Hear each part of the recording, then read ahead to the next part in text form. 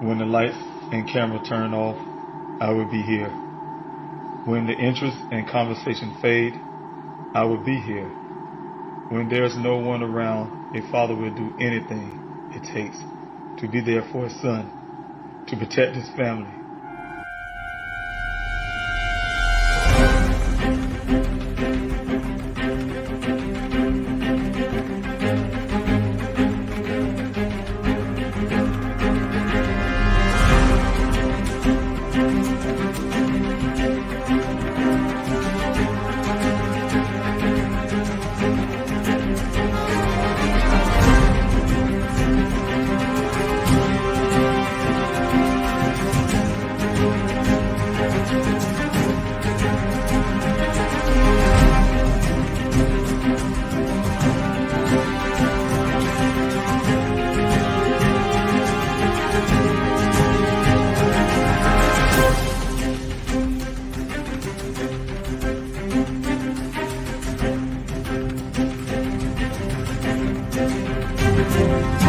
Daniel Robinson went missing 4 months ago. This is the last photo his family has of him.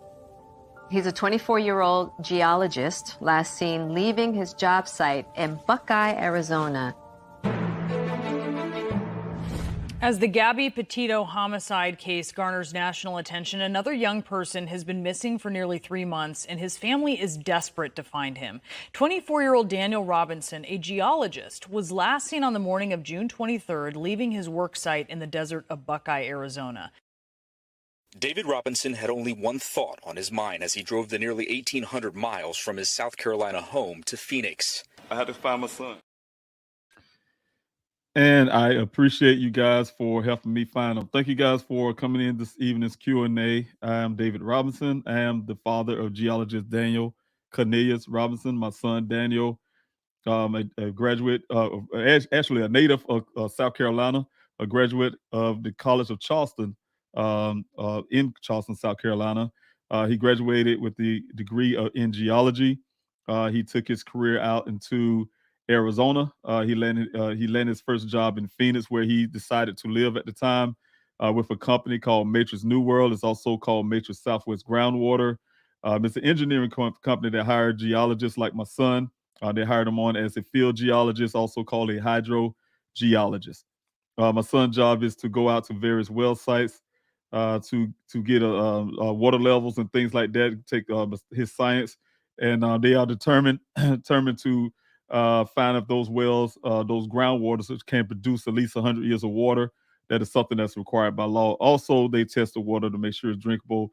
My son's job is very important. As you guys know, many of you have been following the story of my son. Know that he went missing on June the 23rd of 2021. He was at a well site with one other person. And according to that one other person, they went and they made it to this well site out there in the Sonoran Desert to do this job at 9 o'clock a.m. And I do say I have some little issues with my feedback again, you guys. At 9 o'clock a.m. and he said that my son left the well site at 9:15 to never be seen again. You guys know I've been out in Arizona searching for my son since June 26th when I came out. I've been searching for him before June 26th when I was back in South Carolina, trying to get information on what was going on. It's been almost 2 years now. Daniel remains missing, but my efforts and my job to find him and my efforts to find him is still ongoing. So thank you guys for coming in this evening's Q&A. If you guys would like to ask some questions about my son's case, of course, that's what this is a Q&A to answer those questions. I invite those questions. You guys, like I said, have been supporting, keeping Daniel's story out there all across this country, helping me get these flyers out all across the country. You guys have been helping me in the searches.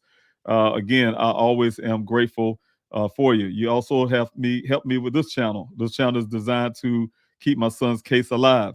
And you guys have been coming on time and time again to help me do so. You guys got me up to 2.43 thousand followers on the YouTube side of things, and some on the other side of things of Facebook and Twitter. You guys have been helping this channel, the YouTube channel. Please help find Daniel to grow. That channel is designed to like I said, get an outreach out there as far as I can to get Daniel's story out there to reach those persons or persons who may know something. So again, you know what I'm saying, it's very critical that I keep this my son's story out there and control the narrative as well. So thank you so much, you guys. I really appreciate it again. Again, I'm David Robinson, father of geologist Daniel Cornelius Robinson. I just wanted to tell you guys thank you again who came out to the searches. I talked about it this morning. For those who may have missed this morning's Q&A, I'm not sure whoever did, but I did want to give a report of things that went down in the desert. So we talked about that this morning, you guys. You guys have been patient with me on that one. You guys know there was a total of 131 people that came out on Saturday. But thank you again, Shauna, for getting these numbers. I thought it was well over 200 at the time they actually showed up, but we got those numbers to 131. And like I said this morning, you guys, it's almost like we had 500 people out there. Everybody was very persistent and really doing those line searches and everything else, got those areas searched. So really, I said I needed those 200 minimal, and the 131, like I said, did a job of 500 people. We definitely was out there making this thing work. So grateful to everybody that came out and that came out to the search on the weekend on Saturday. Like I said, I was really grateful to meet some of you, all of you, in that fact. I was grateful to meet each and every last one. But when I'm saying some of you was one of the ones that come on this Q&A, for instance, and I met you out there, finally met you in person. Those were some of the great things as well, to meet you in person as well. But thank you so much, those who I have not met or have not came in contact with that came out there. I'm so grateful for you coming out there, and I really appreciate you guys showing up. This is the breakdown of that search. You guys, the Eventbrite signed up, like I told you guys, for is 242 people that signed up on Eventbrite. There was the ASU, Arizona State University students. Also, there were Dr. Widener, her students came out. There's 20 of them, as well as the Missouri School of Journalism. Mr. Stodgill, he brought those students out, 5 of them, the journalists that came out to get a story and to help out in that search. So really grateful for everyone. Also, I just want to say, as well as the Arizona Rangers have came out as well to help with the search. They came out twice before in the past. They came out this time and been very vital to some of the areas that I couldn't get because of logistics. Those are things that I'm trying to get, everybody over. Had a hard time trying to get those logistics together for over a year, so we finally was able to get those things completed. The Arizona Ranger brought 13 people out, and those 13 did an extraordinary job. Also, the drone operators, they had 3 drone operators, you guys. As you know, drone operators is very needed out there to cover ground, to look in the distance, to keep everybody safe as well. Was able to search areas on the east side of Sun Valley Parkway, the west of the crest of the well site in the Wagner Wash, going towards the Hassayampa River, as well as areas that are southwest of the crime scene where my son's vehicle was found. Southwest of that area, near this area called Pride Rock. He kind of just oversaw what was happening with the Arizona Rangers, who was out on the ground as well in that area. Also, we did a hasty search out west of the well site where Daniel supposedly went missing, and also the line searches, of course, that was parallel with the well site, but going north and south, and going north and south, and then but heading west. The way we're doing, if you guys can know the pattern of a line search. So there was 78 people doing the line search. The hasty search had 18 all-terrain vehicles that went up north on the Hassayampa River to get into a certain area that needed to be ground searched. There were 19 people doing that, as well as, like I said, the Arizona Rangers who did the Pride Rock, bottom half of the Pride Rock area. They got on that side and did line search there. So check out those areas there for me. So I really appreciate you guys. Like I said, total 131 attendees to the search. Again, I'm really grateful. Mr. Pooley, Dr. Widener, taking charge and really doing a whole lot. We had 6 line leaders out there with Mr. Pooley and Dr. Widener to assist. But they had the 6 line leaders that did an extraordinary job keeping the line straight, keeping the distance apart and things like that. So I'm really grateful for you guys. The first line search team, 1 and 2, when we went out this morning, they returned around 10:30 for a completion of the area that, well, pretty much the completion of the area, not totally, but most of that area at 10:30, starting to get prepped for the end of the search. Also, there were more people, like I said, after that for that the modified line search, meaning that what it is people that stayed after 11:45, the cutoff time, to because I started gathering people back, you guys. 11:45 time, they went out a second time to do a line search because they want to keep going. So I'm really grateful for you guys as well. The summary, Mr. Pooley did a wrap up, bringing the volunteers back to the command center. And also there were no reported medical issues or injuries. And that is a blessing, you guys. Like I told you this morning, I'm not willing to risk anybody, just to search for my son. So I'm very grateful that we only had 2 instances that happened since I started my searches for Daniel for 48 weeks now. There were one person who had an issue with just not being able to make it back or walk farther when he was out hiking doing hasty search, and needed a lift back to the command center and call it a day. It was a little too much on his leg. He walks with a cane, and so he definitely had to come back. The second person, of course, was over the summer. I think that was in 2022. We had a heat injury. She got overheated, needed some water, needed some electrolytes to get her back straight. You guys, she had some other little things that was going on, but she was able to recover really quickly. And that's the only 2 incidents that we had. And they recovered. So that was the blessing part. They recovered and they're doing well.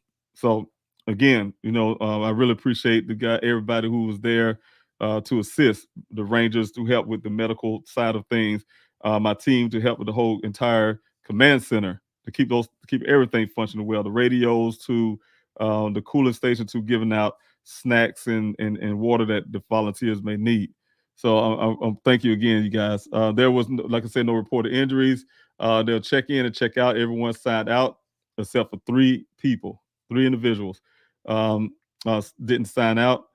They were texted and they were called, and you guys they responded, so we know they were safe. So like I told you guys, I like to be the last person standing out in the desert.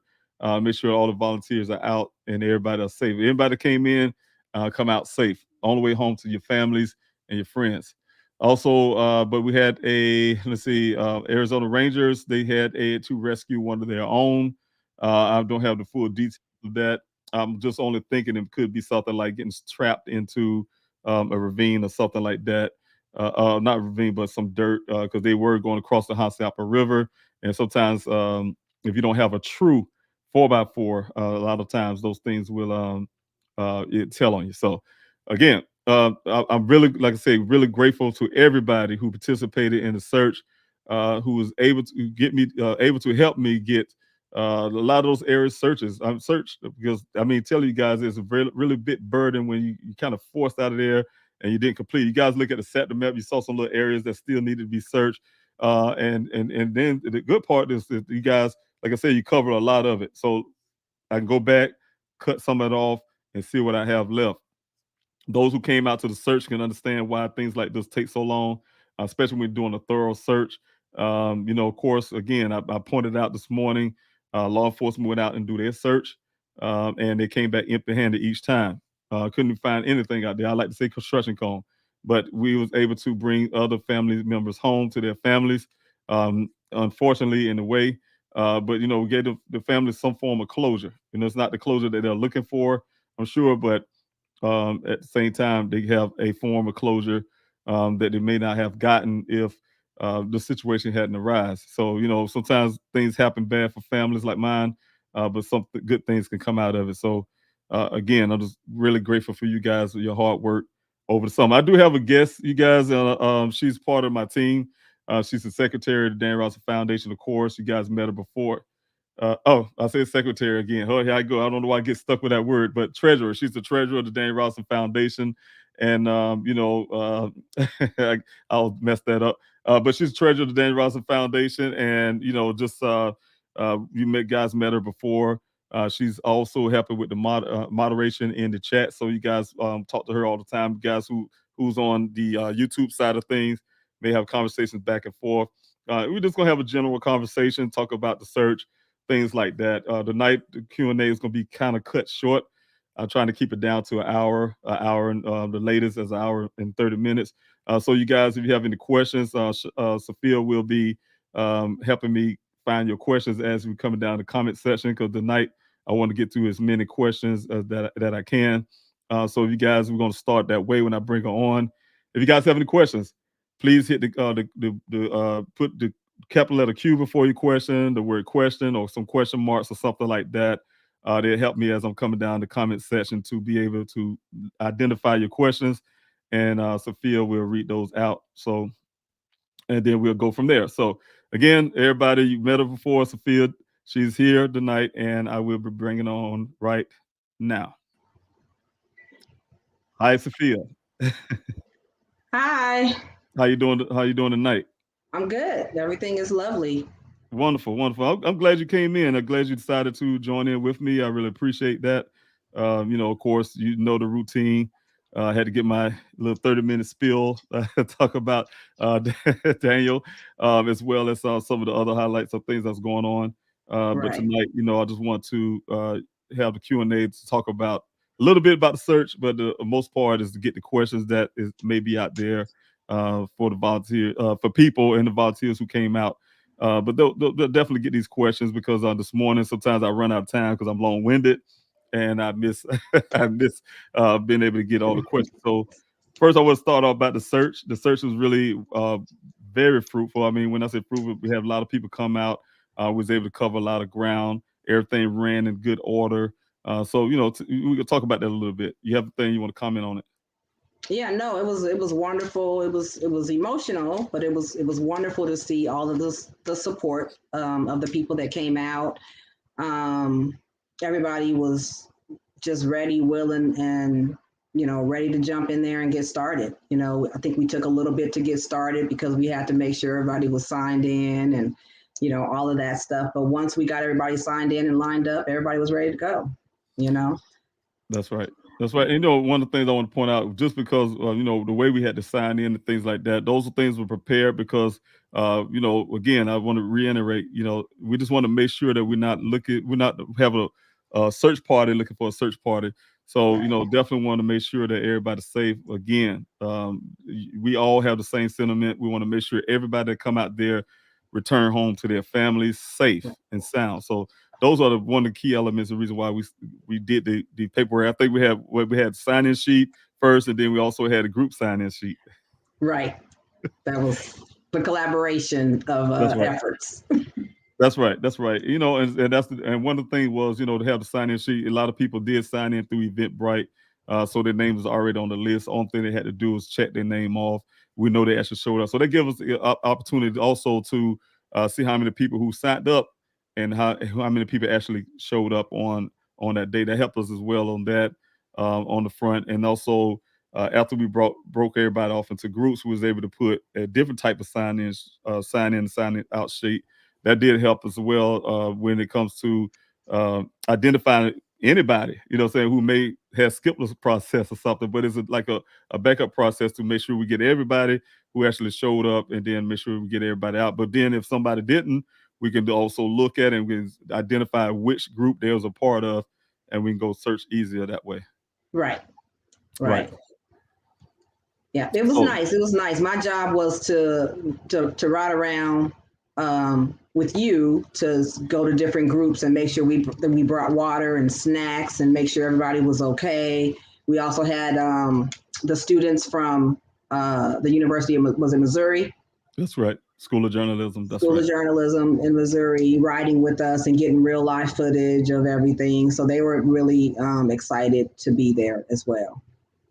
And we was excited to have them there, just having a long conversation with them, doing some Zoom with them, with the students, and able to be able to talk to them after the search. So it was really wonderful to see the young journalists doing their thing, and also just helping us promote Daniel's story out a little farther.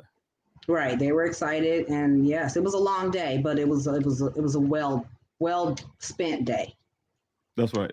That's right. You know, and also, you know, just the whole fact that we had the Arizona Rangers out there who did an excellent job.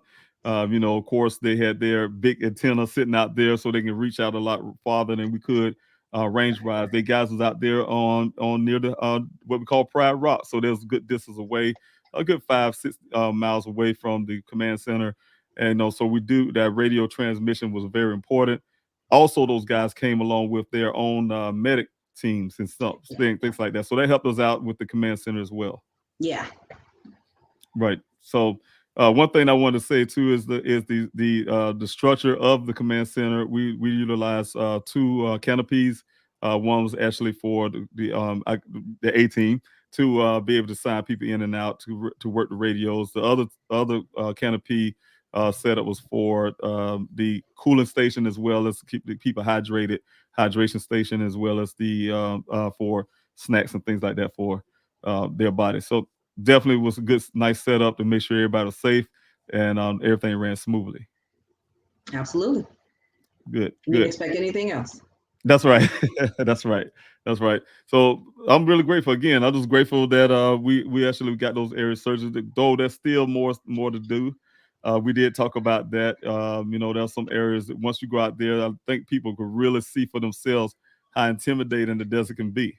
Very, very intimidating. I mean, it's just stretches far and wide. So you just like, are we sure we got, you know, all the areas that we need? But it was just good to see so many people that showed up so that we can cover, you know, different areas, whether it was the Hassayampa River, you know, Right. going through there, or like you say, Pride Rock, and then the line search that you needed to do for the last area for that, you know, as much as you could.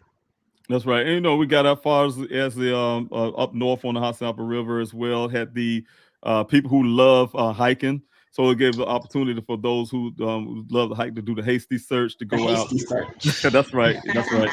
To go out and just go out west and really dig deep into that Wagoner Wash area. Right. That's some of the things that's really lush. The terrain is different. The greenery is thick.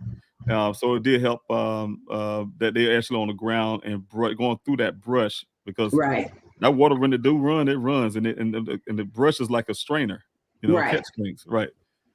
So it's important that we was able to do that. But I just want to get to what we was doing tonight because I know my time will run short. You know, I'll keep going. So I'm ready. I see the first question. I'm ready. That's right. Okay, good. That's what I want to do, you guys. If you have any questions, of course, tonight is a true Q&A tonight, meaning that I am just focusing on questions. That's why we have Sophia here tonight to keep me on track.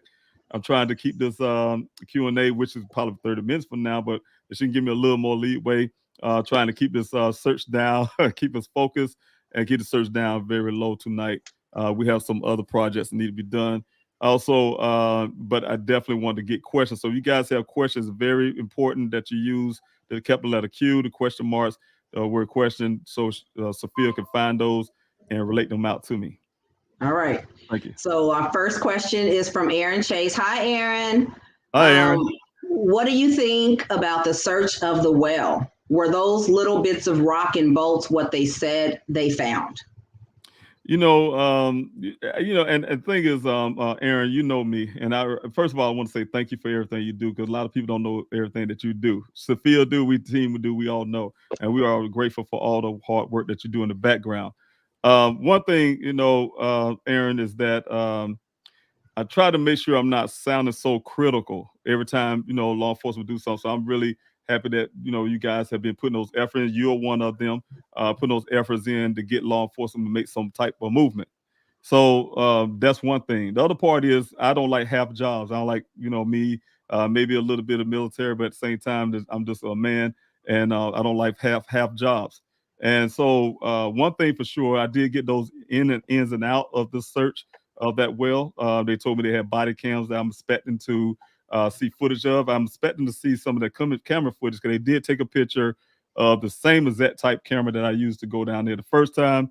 And I want to see the footage. So those cameras are actually able to take footage of every movement as the camera went down in that well.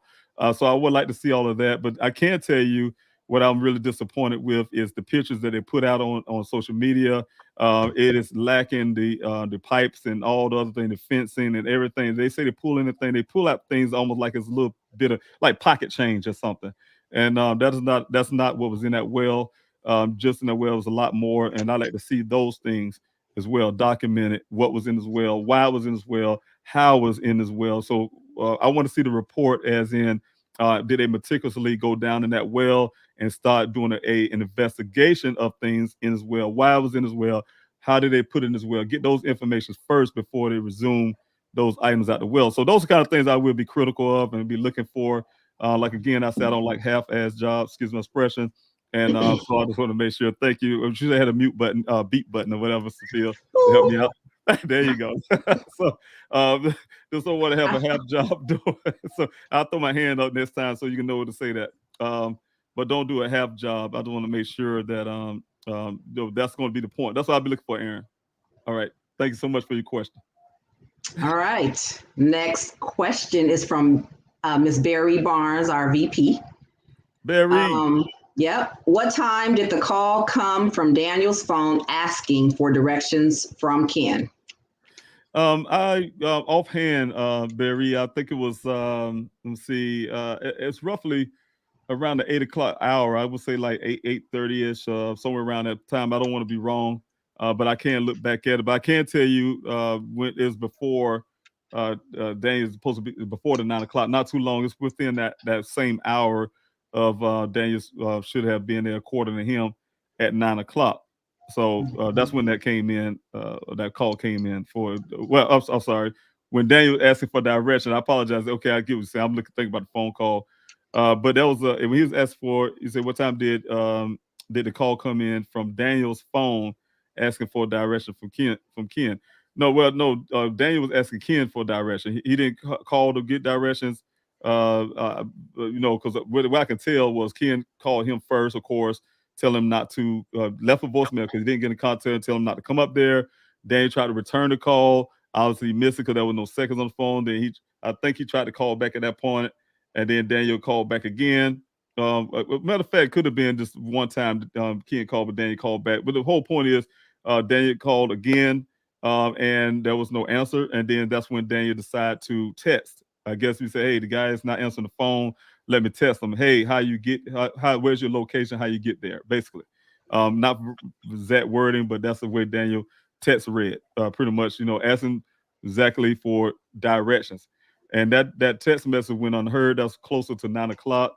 It went unheard at that time, and it was unresponded to. That's what I meant to say. It was unresponded to by Ken. Ken did not respond to it. He did not call back or anything. There was no movement. And then at 9:28, after Ken said he was gone at 9:28 in the morning, there was a phone call from Daniel's phone to Ken.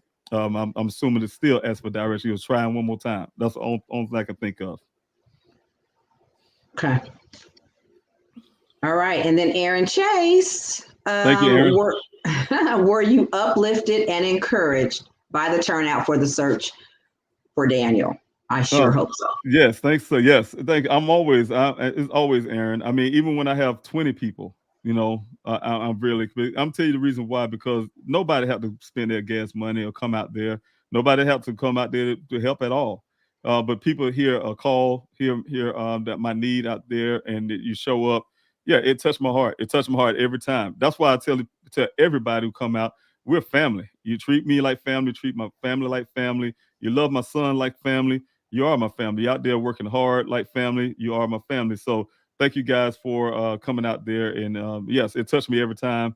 Of course, we working hard, the team and I working hard behind the scenes. And it's always a joy to see the love and support that we get from people. Even in the pain, we get that love and support. So my question to you is, did you shake everybody's hand like you said you wanted to do? No, I didn't get to do that, and that's one of the sadden parts. I was able to shake some hands, but things were moving so fast, fastly trying to get the searches together, get everybody in the group, and right. I had neglected to do that. One of the biggest parts of what I really wanted to do is do that at the end of the search, when everybody's finished as well. So, but I was unable to do it, and I really apologize to those who I really wanted to get hugs and handshakes too, and I was unable to do it. I apologize up here right now, but thank you so much, you guys. Like I said, from the bottom of my heart felt. Thank you so much, and I love you for coming out there. And I think that's one of the reasons we were way over there of the Hassayampa River, because there was some bones, some remains found, and so we were over there for a while. It took a while to get there, first of all. Right. So by the time we got back, everything was kind of ending, and that's right. Then they were non-human remains. Let me just say that. Right. We didn't have to have anything sent to the lab or anything. Right. Okay. Okay, Janie Alicia, how quickly do you hear back about reported material found? So that was good. We had a forensics specialist, right? That's right. On call. That's right. That could not make it to the search, but all we did was send her pictures of everything, and she quickly came back, which saved everybody time. Whether it was human or non-human. And so that was one of the blessings that we had a part of our search efforts. That's right. And we also answered that question for you. I'm sorry. You did. Thank you. Thank you. That's what we're here for. We're team. Yeah, that's why you're a team member. So the thing is also that there were some people who was able to upload pictures and coordinates and things on the website. So that automatically with the Buckeyes. Some drag racing or something going on. I'm sorry. It's okay. That sounds really loud. But the thing is, they was able to get those things uploaded onto the website. So the Buckeye Police Department do have copies of some of those as well. So, but of course, if anybody want to know, once those things go up to Buckeye Police Department, I don't hear anything else about them. They don't alert me and say, hey, these are human remains or animal remains, things like that. Most times they had in the past, but they no longer do that. But thank you. Thanks, Sophia. All right. Michelle, do you know who the client was that Daniel was working for, and have they provided you any support? Well, Daniel works for a company called Matrix New World, also called Matrix Southwest Groundwater. You see I'm freezing up, Sophia. But the thing is, he was going to meet the guy from a company called Weber. Ken works for a company called Weber, but Daniel worked for Matrix New World, Southwest Groundwater. As in them doing anything provided, they did donate to the GoFundMe when I first started the GoFundMe. I can't say that, but some of the workers, I don't know if it's a company directed move or just some co-workers got together, but about 7 co-workers or so, 7 to 10 of them used to come out to the searches. They came out to several searches at the beginning. I'll say about between 5 or 6 searches, I'm guessing. But they came out to searches. They helped man the gate, get people to the right location and things like that. But outside of that, there was no organized search of their own for the employee. There was no funds put into for resources and things I needed out there in the search, like specialized drones and some of the things I asked you guys for that I've been asking for to continue on with the equipment that I've been utilizing and renting. Now, these things are very expensive, you guys, renting it for not only for myself, but for my investigator at the time and his team as well, sometimes for the crew of my search team as well. So it got really expensive. But the thing is, there was nothing coming out from that company to aid or go out on search party of their own. Okay. All right, Stacy D. She says, what are the next steps in your search for Daniel? What is the best way we can help you in this effort? It's ironic she asked that question because we talked about that earlier. So we're in the back, Stacy, putting things together for next steps of people who can help out. In fact, we have people who actually signed up for other ways to help tab on pleasehelpfinddaniel.com. We start looking at those really carefully, as well as making some plans on how you guys can help us going forward. It's a lot of things that we're doing now that you can help go forward. We still need the support. I still need you to share Daniel's story. Put for word of mouth, like I said this morning, is the biggest thing. Support us. With the sign. You go to pleasehelpfinddaniel.com. You can sign the petition. and there's so much other things that you can do. So there's things you can do now. As for flyers, we have a flyer distribution. You guys can hit us up on Please Help Find Daniel at yahoo.com. And as for flyers, Sophia here, she'll send those flyers out to you, as well as you guys want to print those flyers out yourself. There's a PDF on the website as well to do that. So there's a lot there that still continue on because this effort is not over. As you guys know, I've been pushed out the desert in a sense. We had some conversations today, believe it or not, with the How Who's Corporation, who may even allow us to do some more areas to complete those areas that we didn't even complete Saturday. So we're still looking for those, the conversation with them. So again, thanks so much for asking that question, Stacy. Awesome. And then Isan, has it crossed your mind that Daniel may not be in that area? It always have. It always have from day one. I always had suspicions that this whole thing was. I'm gonna tell you the reason why. I'm saying the whole thing. I didn't know anything before the vehicle showed up. The only thing we had to go by was Ken's word. He's the only person that said, "Hey, seen Daniel at the time."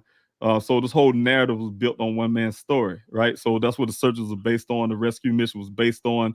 But when the vehicle showed up, it changed a whole lot. At the time, I didn't know any better.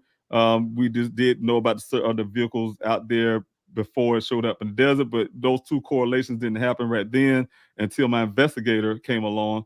And when he came along and realized that damage didn't fit the terrain, the red transfer pane, and so on and so on, all the things that you guys know about that vehicle, that changed the whole narrative.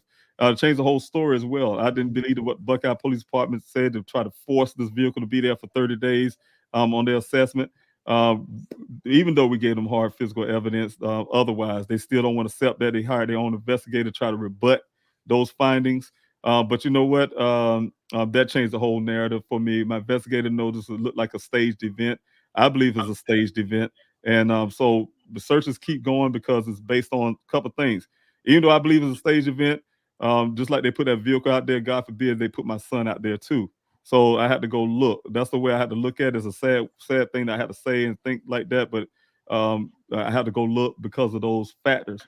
Now, as in something happening in that desert, I really believe it was something somewhere else, just like my investigator found with that vehicle. Everything, they just want me to find it there in the desert. Sometimes you get led to a place that a person wants you to go be led to. So just want to keep that in mind. No, I don't really have 100% surety belief that he's out there. He was ever out there at the time. Okay. And then we have Island Girl 21. What is the best way to help for anyone not able to physically be there for searches? How do we pressure police for more help? I've messaged, written, tweeted. It's frustrating. And it is frustrating. Trust me. And I thank you for doing that. Putting yourself in that position for frustration and stuff, because it is talking to law enforcement like talking to a brick wall or something, at times. So, I can understand that and definitely, but believe it or not, your pressure, even though it's a lot of frustration to you, but that pressure you've been putting on, texting, tweeting, texting, and everything you have been doing actually works. You guys, that's the reason why these guys talking now about searches after almost 2 years, doing searches and looking at the well and doing something that comes from your pressure. So I'm first of all, I want to say thank you, Alan Girl, for doing that because it actually worked. But going forward, I need some of those same things as well. But like I said, just a while ago, the team and I, we just actually sitting down, looking at these avenues for people like yourself who want to do something and not be able to physically come to searches and things like that. You could be living in another country, but you still can help us in other ways. And that's what Help Other Ways tab. So if you haven't signed up already, you go to pleasehelpfinddaniel.com and go to Help in Other Ways tab and fill out the information. That would help us, to go further. Right. And Island Girl she asked another question. I'm gonna skip down past Aaron's just because it was the same question, but I'm hoping that you answered it. So it says, how do we bring more pressure on Ellie to do more to assist with the search for Daniel? And how can a girl from Jersey help best from afar? So I think you kind of answered that question. I just didn't want to miss it. Thank you, thanks Island so much, Girl. Island Girl. I appreciate it. Jersey in the house, huh? Okay, and then Erin, let's go back up to her. She says, is it possible that phone call at 9:28 from Daniel's phone was not made by Daniel, but instead by someone using his phone? I'm thinking alibi building for Ken. You know what? That's I Erin. don't take anything out of it. Thank you, Aaron, for putting it that way, because that's one thing for sure.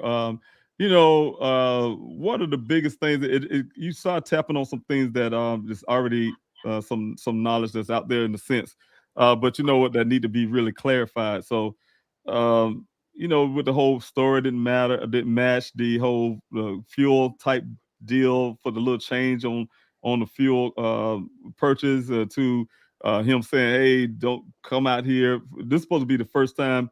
If you guys listen to the voice, I can play the sound clip. If you listen to his voice, he say, "Hey, Daniel," like he been talking to Daniel for years. Like he known him or he's heard him, so that type deal. A person that don't know say, "Hey, Mister, why you call him Daniel? Hey, Mister Robinson, this is Ken, whatever his last name. I know his last name. I'm not saying it here, but that kind of thing. The conversation would have been a little different. When you're talking to somebody, hey, how you doing? Like I would not go to President Barack Obama and say, "Hey, yo, Barack, what's going on?" I'll give the man some due respect. That's what I'm trying to say. I don't know him. We know he was the president of the United States in the past, but we just don't run up on people and call them by their first name unless they um, talk to you like that. So that's some of the questions as well. But definitely in your question, yeah, we just don't know, and that's one of the things I would like to find out. And those things, the way to find those things out is to get information from Ken's phone. I'd like to see his phone records. I like to see those matches, those type things, and where his ping location were on those dates. But see, because law enforcement would refusing to make this a criminal case, they're unwilling to do things like that to get that type of information. As long as they keep it a missing person case, legally they don't have to do this, you guys, and they just wipe Daniel off as just a missing case. Okay. And then Barry says, what time did Ken say Daniel left? Ken said that Daniel left at 9:15. He was going out with, and that's his initial assessment, you guys. He talked to Officer Cruz, the same officer that I spoke with. Officer Cruz, the night when I reported Daniel missing, talked to Ken that day. You guys already know that law and also the courts generally go by your first statement. So your first statement is fresh in your mind. You know exactly details to blah blah blah. They don't rely mainly on something you said a year later, a week later, a month, because they'll say, "Oh, you might have forgotten some details." So they try to not to do that. So they really go strongly on those first initial comments, and that's what he did. He gave the story verbatim. He even gave it to me when I came out there on the 26th, 26th or 7th, 28th, when I talked to him, and on the 28th, and he told me verbatim, just like what he told Officer Cruz. So later, when he talked to this other officer, which I have questions about as well, he changed it to 9:20, 9:30, I think it was, that he tried to say Daniel drove off.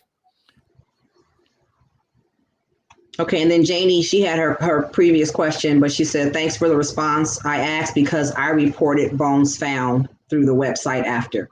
So anything that was reported through the website, you have access to, or does Buckeye have access to that? That's not the question. I'm just saying. Okay.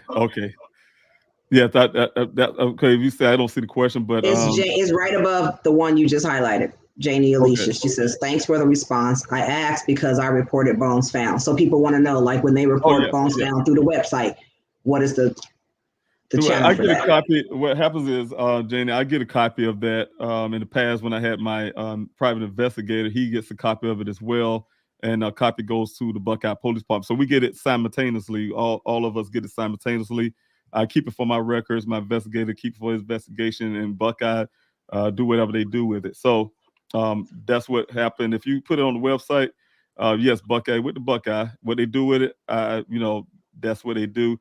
But I can't tell you when I'm looking at it. Hopefully tomorrow, I will do what I do with it as well. Keep a record of it.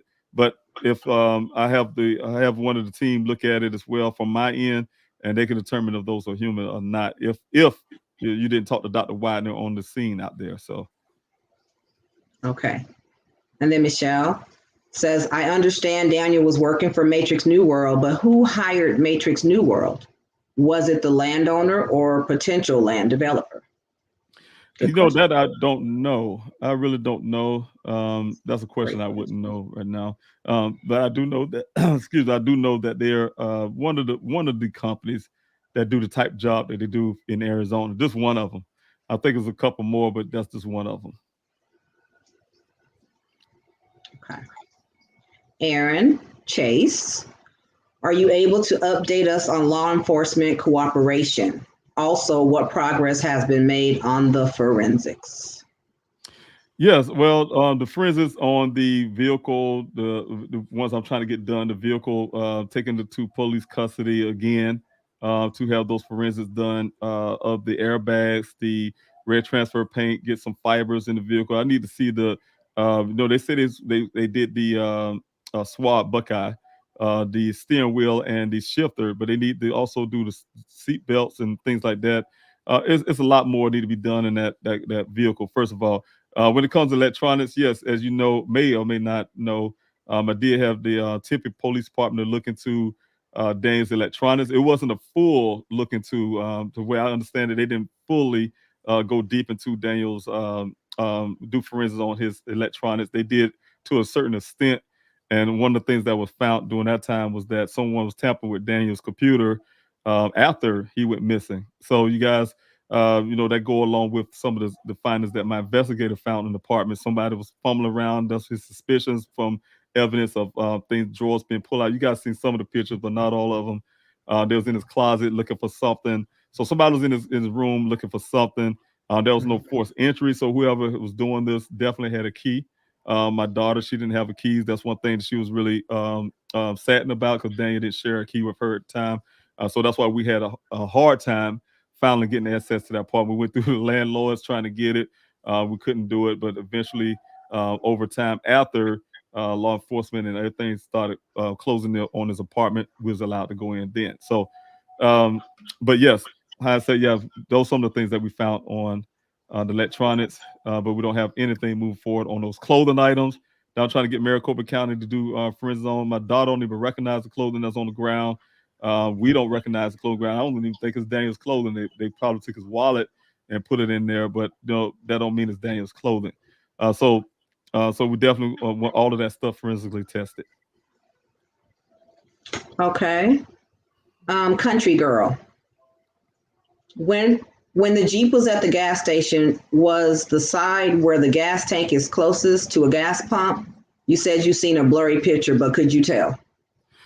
And that's the thing. See, the vehicle is facing the other direction. His gas pump is on driver's side, and so that was definitely the way the back of the vehicle is facing the camera, and the pump is on the passenger side. So, long story short, that's not where the gas tank is on that vehicle. So it don't make sense. And so he definitely wasn't pumping gas. The other part that stuns me is because whoever it was actually probably buying gas. That's a suspect to me. Let's say somebody, this is hypothetical. I don't want to put no theories, no conspiracy theories, but what I'm saying is, let's say someone wanted to committed some crime and wanted to cover up, want to burn the evidence, whatever case may be, and go buy gasoline. All right, that's enough purchase to buy a can of gasoline, but not to put gas in the tank. But then when persons like myself, I go get some gasoline for my lawnmower a lot in the summer months. I don't pull my car. I pull the car up anywhere at the gas pump. I don't worry about where the tank is because I know I'm going to put fuel in the gas can, right? So you put it in the gas can. They probably carried it off somewhere or whatever the case may be because Daniel's gas can is accounted for. He did have a gas can, and his gas can is at his apartment on his patio. It was accounted for. There was no gas can found in his vehicle, so he didn't carry one in his vehicle. So the whole point is, I'm saying somebody had to make a purchase for I think it was $4 or less, $3 or some change, whatever it was, of gas, right? Gasoline, with using his car. This is what the Buckeye police are saying, but it definitely wasn't on that vehicle because the vehicle's pump, the gas pump was on the tank was on the wrong side of the vehicle at that pump. Okay, and the next one is from Anissa. It was so good to see you and meet you in person, Anissa. It's also a super chat. I mean, is that what it's called? Super chat? Oh, which one I do? Oh, okay. Which one? Okay, you had the Anissa. Anissa. There you go. All right, thank you, Anissa. I really Have you appreciate it. considered searching the area where that mystery vehicle was seen on the side of the road? The vehicle that resembled Daniel's car. Yes, I have. I had a specialized search. Many of you have been coming out to the search may have remembered. What I did is I called it a specialized search, and the reason why I did it that way because I didn't want to tip my hand at the time, let someone know I was coming there because that area is very racist. It's a very highly racist place. That's where the sundown area of Buckeye is. Don't get caught if you're a black family or black person with the sun going down, that type deal. Yes, I had. That's the same area where a whole truckload, probably like 5 or 6 white guys in the pickup truck yelling the N-word in broad daylight.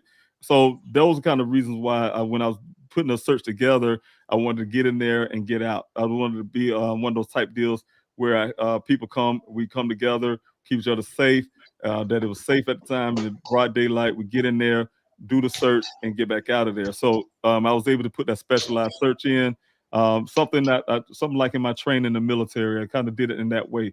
So we did search that area. We found a lot of things out there. Matter of fact, I have one young man on the other side of that road found human remains out there as well.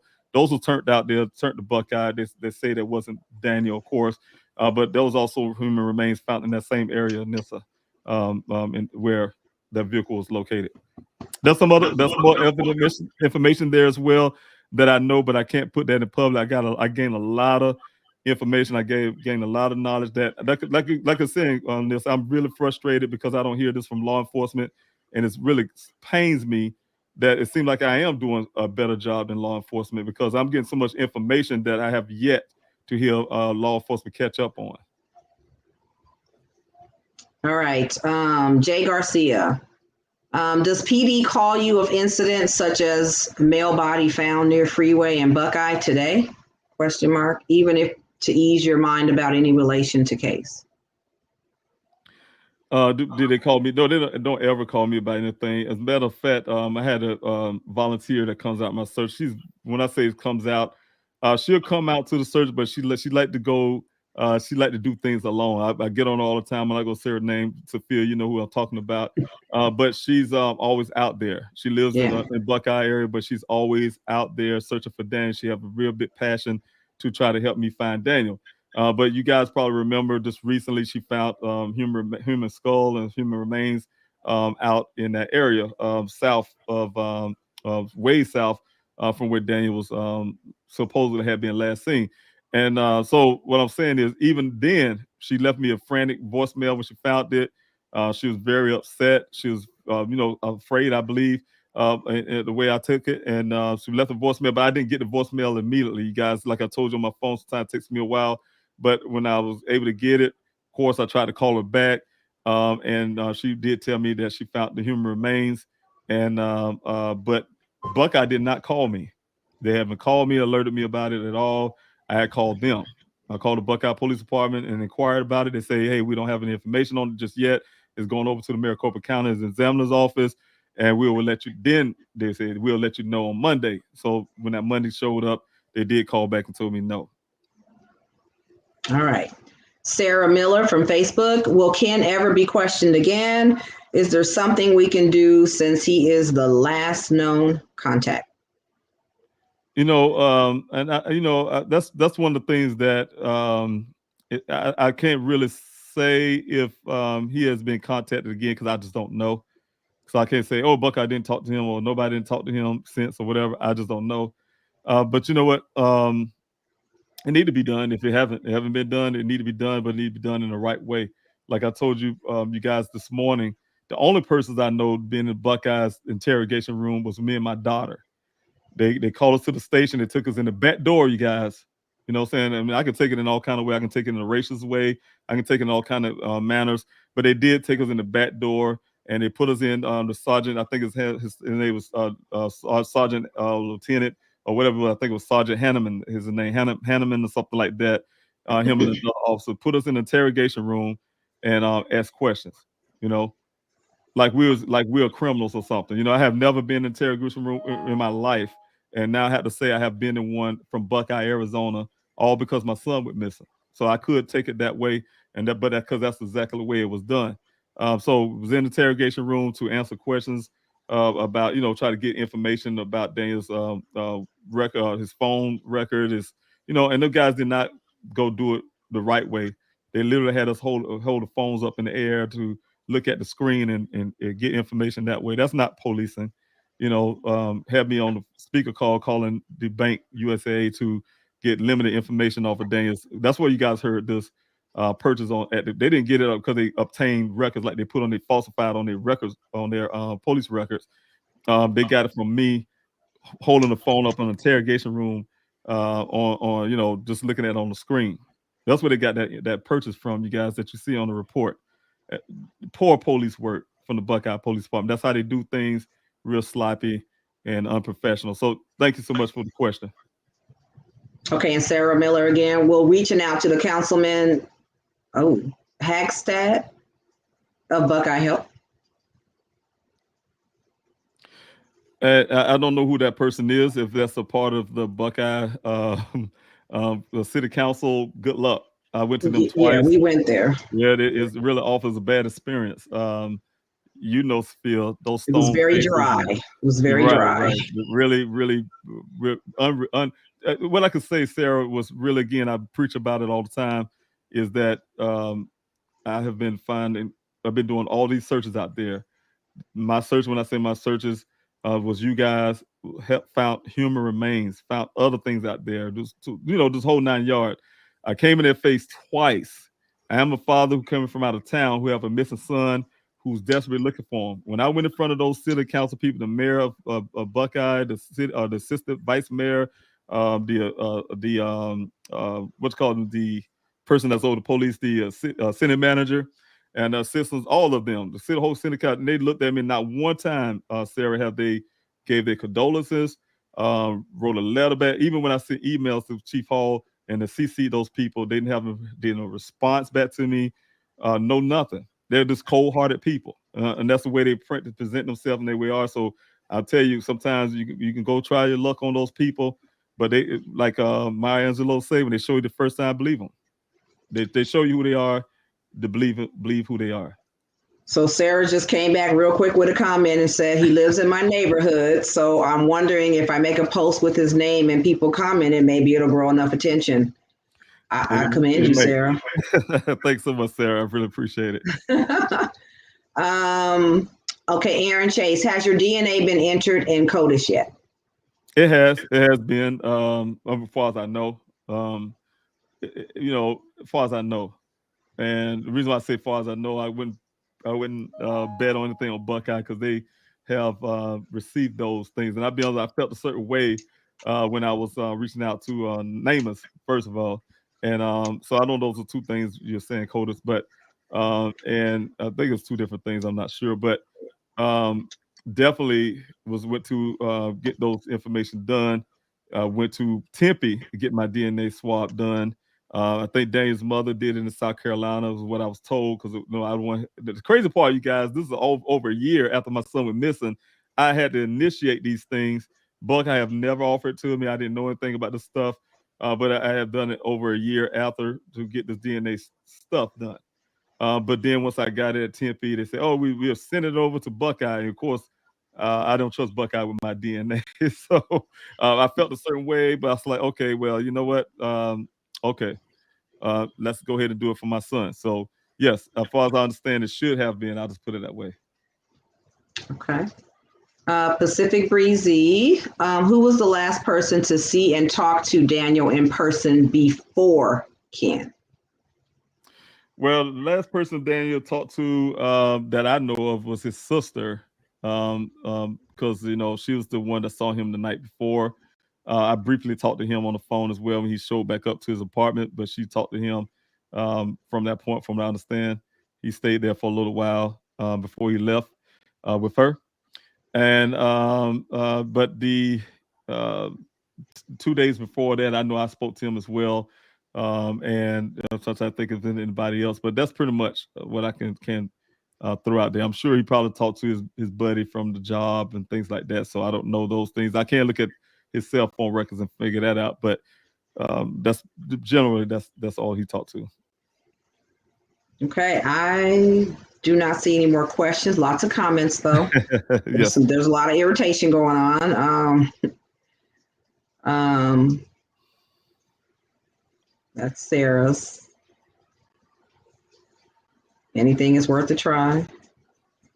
Yes. And thank you guys for the you know what? And look where we're at, Sophia. We're at 1 hour and 7 minutes. I know. That's a record, huh? It is for you. For me. Yeah, yeah. Right here at this point, I'll just be taking my first breath. If there's any more questions. Yes, anybody having more questions, please, by all means, you can ask them. Capital letter Q, question mark, word question for your question that helps. We're down to the bottom, so definitely. And so there is a question in the A team. Yes. Okay. There is a question. Oh, Miss Berry has a question. Okay. Okay, there's questions coming. Okay, so Barry says, has Buckeye asked for the Jeep back in order to do forensics? Okay, here we go. Say, has Buckeye asked for the Jeep back? No, they have not. You know, only thing they was asked for. I'm gonna tell you what one of my biggest suspicions were, and you already know this, Phil, is that Buckeye has at one point been begging me for whatever reasons for Daniel's electronics. Right? They wanted his personal computer, and I wouldn't give it to him. They wanted that laptop again, whatever, off the scene, you know. So you guys got to listen what they're saying. Now, if you asking for electronics, the laptop that was at the scene, and they said they did, they tried to pretend that you got. They told me they didn't do any forensic work. This was kind of back to what I'm saying. If you did something already, why you need to do it again, right? Because they never did it the first time. So the point is, they've been asking for those electronics from off the scene. Those things I think they can actually track some things or whatever case may be and get information. Whole point, I don't know. But the thing is, they did ask for the electronic. They asked me, and I told them no. Then how all out of the blue, Tempe Police Department decided to want to help out with the electronics. You know, they didn't. Nobody want anything else but this electronics. So you guys, so I do know that Buckeye was able to get the electronic information from Tempe because those, you know, like I told you guys before, law enforcement look out for law enforcement. That's just the bottom line. That's just going to be the bottom line. But the thing is, I specifically didn't want anything going to Buckeye. I don't trust them. They have damaged so much and they hurt my son's case so badly. They don't need any further information right now. You guys, one thing you can do, you guys who listen to me, I think who that was, Sarah, I believe her name, who was asking, or someone's asking, or what you can do, Father, to help this effort. And one thing is to push Buckeye to stop holding my son's case hostage. And this is the language I'm using because it's the facts. They're at this point holding Daniel's case hostage, despite me not having trust in them, my family and I, despite that they did damage to my son's case. I'm not interested in Buckeye looking good to the public and all the stuff. I'm interested in finding my son. They have failed that. They have damaged my son's case tremendously. And any law enforcement who's backing that up is just as dirty. So the thing is, I'm saying, you guys, I'm really pushing, like I said this morning, if you guys want to help, those are things that I'm encouraging or demanding, the Buckeye Police Department to do is to send my son's case over to where it need to be done, where it need to be handled. Let my son's case go, send all information about my son's case. Don't hold on nothing, and send it over to the right place. I don't need them to have any hands on my son's case, period. So Maricopa County is the only place they can do that for. Not the only, but that's easier to do it because my son did go missing in Maricopa County. So Maricopa County have a jurisdictional responsibility to that. So we want to make sure that happens. All right, Dr. Fender says, how are you holding up? You know, best as we can. When I say we, I say best as I can. Because I tend to associate myself with everything with my team, you guys. We're really, really tight knit. So just wanted to say, because we all in the background holding each other up. So I do have my team, people here at home, so on. Just just trying to stay positive much as possible. It's very hard, Dog Defender, but I have to keep going. You guys already know it's no secret. I try to hold everything in, hold myself together, make sure I'm really effective for Daniel, and just keep on fighting. Yeah. Okay, I think, did we get all the questions? Well, yeah, just making sure you're regarding Okay. DNA, making sure yours is in CODIS or NamUs. Right. So Thank you we- so much, Dr. Fender. And Tish Guzman says, when will the next group go out searching? Well, well, you know what? That's people that goes out on their own. But my next public search, I guess you want to call it, will be determined. You know, right now, I told you guys I was calling it my last search out there in the desert, and that was based on the whole fact that this land ownership changed. Eldorado Holdings at the time, which is out of the picture now. See, God has done things in different ways. Eldorado Holdings and no longer in the picture, but there was the chief persons that was pushing me out of the desert for whatever reason. They was really trying really hard for a while, and they narrowed me down to this last search, you guys. So that kind of pushed me in that corner. But since today, we was able to get in contact with the Howard Hughes Corporation, one of the team members, Shauna, and to be able to get in contact. And so they have a different story on when it comes to accessing their lands to handle a search. So we'll see what happens in the future. Then you'll see those things changes come on the website. All right. Sarah Miller says, do you guys make a sheet with details that we can plug and play with to send to important contacts of the case? Maybe some templates, yeah. Right. Like a rough draft of main key points of why they're needed so desperately. I don't want to accidentally forget something that's important. And that's true, you know, and that's some good things that we could take down as notes, Right. you know, and we could put it back to the team. So we'll bring that up in our meeting, Sarah, and discuss that, how we can better do things like. So that's what the Q&A is for, and for people like yourself with sharp minds, Yep. and give out suggestions that we definitely can use. So thank you so much. I really appreciate it. That's a good idea. Very good idea. Very good idea. Thank you. Okay, Pacific Breezy, have you contacted Mexico law enforcement to let them know Daniel is missing? I didn't know I can do that. so I have not. No, I have not. I didn't know I could actually do that. So, but that may be a good idea as well. I mean, I guess just getting the flyer. Yeah, getting some information to them, and maybe they can be on the lookout. Yeah, somebody's got to cross the border. That's true. That's true. And so yes, definitely, yeah, we do that. Get those sent out. So see, you guys are full of good ideas. So thanks so much. You know, we definitely need those all the time. So thanks so much, Pacific Breeze. Okay, let's see. Island Girl, has AG Chris Hayes weighed in at all? AG Chris Hayes. I don't know. Attorney General? Attorney General. That's Attorney General. Attorney General Chris Hayes, I was maybe? in the Attorney General's office before. Literally, this is literally how I've been handled. Went there. Everything I asked them to help me on, they say we don't do that. We don't do that. Then I said, did it got to the point I got frustrated. I say, well, what do? It's almost like somebody you talk to, you hire them as a maid or whatever. They say, I don't do windows, I don't do this, I don't do. Like, okay, what do you do? You know. So when they told me what they do, they say, oh, we only handle crimes of money crimes or something or the other, and that was it. That's all the Attorney General office do. That's what the agent told me. So, so that was my experience with the Attorney General's office. But I know I never heard of Chris Hayes, but I did talk to one that went up there in person to try to get help on my son's case. But I do have one jump on this one question real quick, Sophia. That you missed up there. I don't know if you've seen that or not. Oh yeah. You want to read that one? Oh, have you looked into the psychic reading about Daniel by Blue Willow? She is very good. No, I don't know who. Haven't heard of her either. Apologize, but no, I have not. All right, Barry, again, are there other agencies waiting and willing to take over the case if Buckeye would hand it over? Yes, the Maricopa County. As a matter of fact, the Maricopa County is, like I told you guys this morning, it seems like everybody's putting the bulk on each other.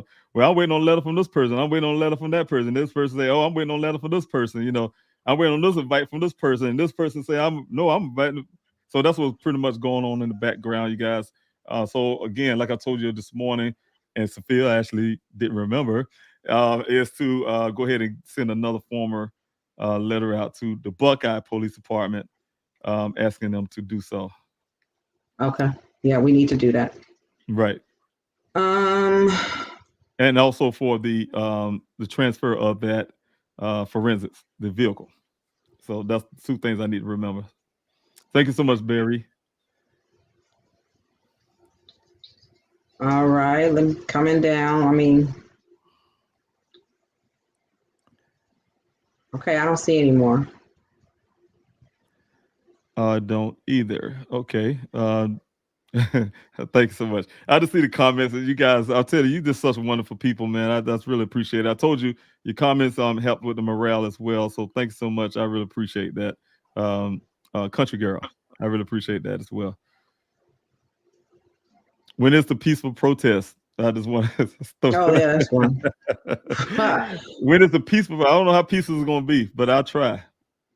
It would be, you know what, Sarah, I did have a protest set for the Maricopa County. There's something, well, matter of fact, you know what, today's the first of Phil. There's It's some the things they first. said they're going to do. Yeah, they're going to do by give them to the end of the month. It's already passed. Did you hear from them today? I heard well, I heard, I sent a message I didn't hear at the beginning. And then when I went out to handle some business, they actually called and I missed that call. So it's like a back and forth thing. And so far we didn't contact. Yeah. But definitely, but it wasn't for what we were talking about. This call was for just information about what we talk about the search and things like that. So it wasn't about the things that Maricopa County is saying they would do. So now I remember, yes, they passed their time. So to answer that question about the peaceful protest, it's still is on hold for right now, but we're gonna give a date when it will resume. All right. Another question about Blue Willow, the psychic Blue Willow. So we'll have to look into that and contact, her and see. We've got a couple of questions on this one, so we'll follow up. And then the next one is Maureen Trask. If you believe Daniel may be in Mexico, Interpol needs to be informed, typically done through the investigating jurisdiction, which that's Buckeye. You know what, Maureen? It's almost like when I was threatened. My life has been threatened. I've been threatened through text message, threatened through email. I reached out to the FBI about it. And FBI took a report, but saying because it's related to Daniel's case somehow, they have to be invited to look into it from the Buckeye Police Department. I reached out to Detective Biffin and them, told them about what happened, about the threats. They let it roll off their shoulder like water off a duck. Didn't give a damn. And then later on, when it brought back up almost a year later, Chief Hall at dumbfounded, like he didn't know what was going on with CNN. Kind of went out and asked those questions. They knew about this, and like I said, good luck with Buckeye. That's why they need to let my son's case go and stop holding the hostage. Is because good luck with them. I tend to believe a lot of corruption goes on with the Buckeye Police Department. Yeah. So I doubt if they would try to get Interpol, I think you said the name is, to intervene in this case. I have to wait till we get this case released to a better jurisdiction where it belongs, and then we can kind of hit that avenue. Okay, and Sarah says, the day you have meetings with certain people, can we pressure them through phone calls and emails? Yes. If we throw out a name, yes, right. We'll definitely keep you in the loop for that. We will. Why are people threatening you, and what threats? Ooh. Okay. Don Pratt. Don Pratt, right above. All right. Yeah. Gotcha. Question from Don Pratt. Thanks so much, Don, from Facebook side of things. Why are people threatening you? Well, I don't know. That's a good question. That's a good question. That was early on when I first started searching for Daniel. Just out there searching for Daniel. We start receiving, but you know what thing, Don, I said this before too. Just talking to the CNN folks, Sarah Seidner, when she was out spending days with me in the desert, her and her camera guy. I did mention it to them. She told me this one thing, because they get a lot of death threats for no reason too. But she told me this one thing. She says, when you put yourself in the public eye, that's when you realize you'll find out how many crazies out there in the world and in the country. So you just got people that have nothing better to do to try to make other people's lives miserable, say things and do things just to get their rocks off or whatever they do to themselves. But you know what? That's just part of putting yourself in the public's eye. So I had to learn that as well. That's only just don't come in the form of death threats, but come in the form of people putting porn, for instance, on this Q&A when it's about a missing young man. To people trying to question your credibility, to all kind of things. All kind of things goes on when you put yourself in the public sphere. Okay, moving really fast. We got about 10 minutes. You plan to go on any YouTube channels to discuss Daniel's case? David will go on any YouTube channel if it's a possibility to do that. I'm just going. That's right. Yes, I would take that. Thank you, Sophia. Absolutely. Isan, has any of the people you've done interviews with, Tamron Hall is my cousin. That is great. Or Red Table Talk contacted you since you've been interviewed? I've been on Red Table Talk. Okay, have been done interviews with? Okay, I have been on Red Table Talk. But have they reached out anymore? No. I reached out to them several times, but no. Okay. Turbo Sam tried contacting Carrie Lake. Okay, we'll add that to the list. Jamie Renee, were there any bodies of water nearby? I watched for one missing. My investigator, he took some pictures of some lake. I guess it's nearby, but I haven't found it yet. I got information on where it's located, but I heard it was somewhere near, but not near walking distance, but somewhere near. Okay, Don Pratt, why isn't Buckeye releasing the case if they obviously don't want anything to do with it? That's a good question. I think it's an ego deal. I think it's an ego, and you guys are raining down on them, and they're saying they're trying to prove a point like they good or something, or they, whatever. but they're utilizing my son's case to do that, trying to stroke their own ego. I don't like that because it's causing my son to be in farther harm as they're doing it as the days go by. All right, that's it. That's it. We made it. 7:24. Close to it. So we got a couple more times to talk. We got 5 minutes, David. We're gonna use all of this time. We're gonna use every bit of it. 5 minutes, David. Close it out. 5 minutes. Close it out.